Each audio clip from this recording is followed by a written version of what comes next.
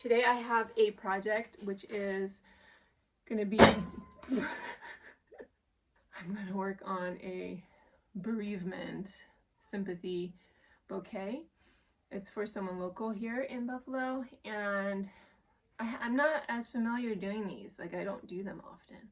And it just gives me, it's a sobering moment where you just have to take in what this is for. Because it's not Valentine's Day, lovely, sexy, playful. It's not a birthday, it's not a wedding, which I've done hundreds of. This is a bereavement, this is a loss. So I'm going to keep that in mind when making the arrangement today. First thing I do when I'm doing flowers is I consider the size of the vessel. In this one I'm doing stone. I just thought somehow it's appropriate. And when it's finished, it'll be larger, generally around that size. So some people think, oh, little vases, it's not a big arrangement. No, but you're doing double, triple, sometimes higher. You could do, like, you see my hands, you can go up to additional 2/3 in height if you like, and go out like that if you want. My first step is to process flowers. Let's do that. I order flowers for each person, or each order individually, so there are a lot of pickups. You see, I do have my order of what I wanted for this particular order. They give it to me in a box, so I do need to hydrate them before it's filled. So processing flowers actually takes quite a bit of time. I know I'm not going to do anything super long, so I'm just going to feel confident in taking off the rubber band and cutting it shorter. I'm going to go at least here. They're very nice to give you long stems, but if you don't need it, you don't need it.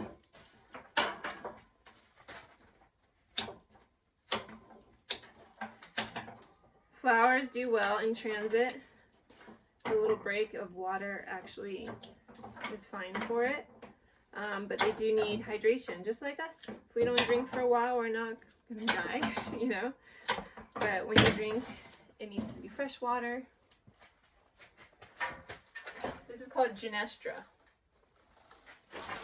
This green is much more hardy. This is called Pittosporum. It's a variegated variety. Big florists that do large bulk quantities have like a big chopper. I'm more on the small end, as you know. So I actually cut individual stems as needed. If you're being really good about it, you actually would benefit in cutting it upwards and helping split them so the stem could reach and get more water. That would be the ideal. I mean, if you have really expensive stems, I would definitely recommend doing this. So you just split it open so it drinks better, or smash it with a hammer. Again, I'm about to use these, but if you're going to have them sitting in a shelf, this is where you clean them really well and put them in their designated bucket. You clean it for the parts that are not going to be, you don't want leaves in the water because that breeds bacteria. These are Minnesota grown tulips. When you buy them, are usually coming in bunches of 10. They come really tight, and a lot of the time you actually don't even see them in water. They just give it to you in a box, and they stay in a box because once they hit water, they do activate and start their life journey, will you? Tulips are actually one of the only flowers, maybe the only flower, correct me if I'm wrong, that continues to grow in height after you cut them. This is wax flower, a favorite of mine. It comes in a lovely pink as well. Hi, Ella. How are you, sweetheart? You need socks, Mommy. It's cold in here. You want socks? Wax flower is very hardy. It's a great filler.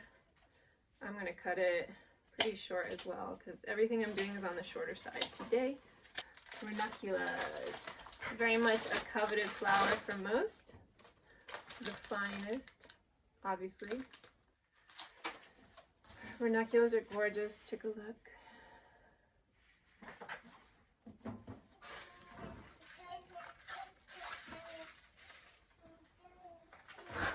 What happened? Take care of them. These are these. What? I need sesame, please. Okay. Intermission. People wonder why do flowers cost a lot. There's so much that gets it from the fields to you, and processing them is labor intensive. You have to clean each one off, make sure you don't injure yourself, and then eventually take off any bruised petals. Who came to visit? Dee dee. Hi. Hi. Nice to see you. Nice to see you. Oh, you brought me socks. That is so kind to bring me socks. So I'm going to process these and then we're just going to go straight into arranging. People use floral foam. I'm trying not to do that. I'm trying to be more mindful about things that are carcinogenic. People call that eco-floristry, sustainable floristry. I try when I can. I'm not perfect, obviously, because like I was telling you, I'm shipping flowers.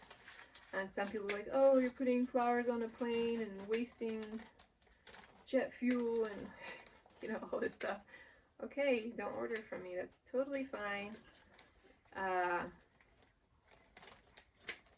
Where I'm coming from is flowers are being shipped anyways from different countries, Colombia, Ecuador, etc., to your home anyways. Floristry, like real blooms, it's not fully sustainable. There are ways to make it a little better, and I do in the warmer months. I get flowers from a local farm in town. Toledo. Check it out. That's what we're trying to do. I'm going to interrupt this with a little, this is not sponsored, but I just want to tell you something I really love. I just got a package from Mountain Rose Herbs. We have been very, very sick.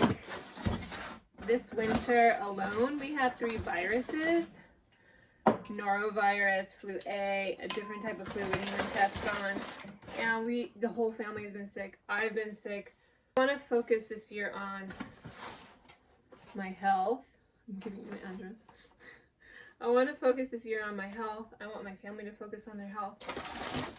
There's an acupuncturist in Beverly Hills, a buddy of mine, Dr. Kara. I think I'll actually link her. She's phenomenal if you're into holistic medicine, Eastern medicine. She touts this brand a lot, and I wanted to give it a shot. If you have heard of it, please let me know. So that includes drinking lots of teas rather than coffees. And also my nervous system's been a bit fried lately. I think being a parent is really hard when you have 2 that are in the toddler stage and you're also trying to do business. So I also got a tincture called Relax Care.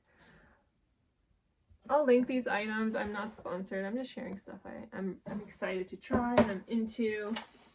And this is all certified organic things. So, you know, if you can swap out a coffee or your second cup of coffee for organic herbal tea, that would be good. And I'll let you know how this tincture is. I also ordered some items from Organic Olivia, if you're familiar with that brand.